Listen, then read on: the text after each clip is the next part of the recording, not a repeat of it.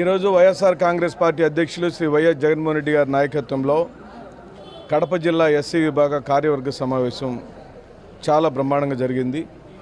గౌరవనీయ జిల్లా అధ్యక్షులు రవీంద్రనాథ్ రెడ్డి గారు ఆధ్వర్యంలో ఎస్సీ విభాగం చాలా చురుగ్గా పాల్గొంది.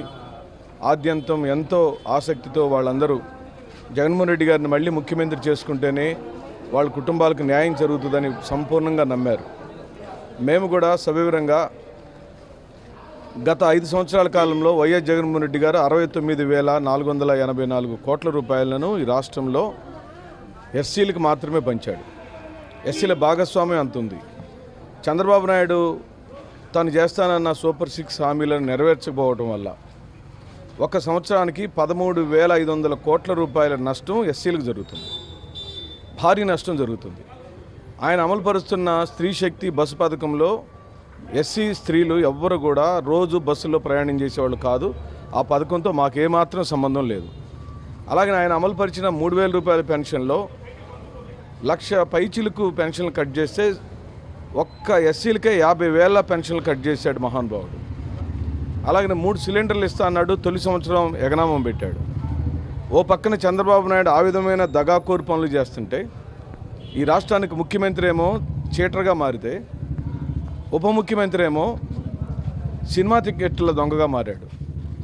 ఓజీ అనే సినిమాలో సాంకేతికపరమైన ఖర్చు ఓ బాహుబలి లాగనో లేకపోతే మరే ఇతర సినిమాలలాగన భారీగా ఖర్చు పెట్టిన నైపుణ్యపు విలువలు సమాజానికి పనికొచ్చే విషయాలు ఏమన్నా ఉన్నాయా ఆ సినిమాలో?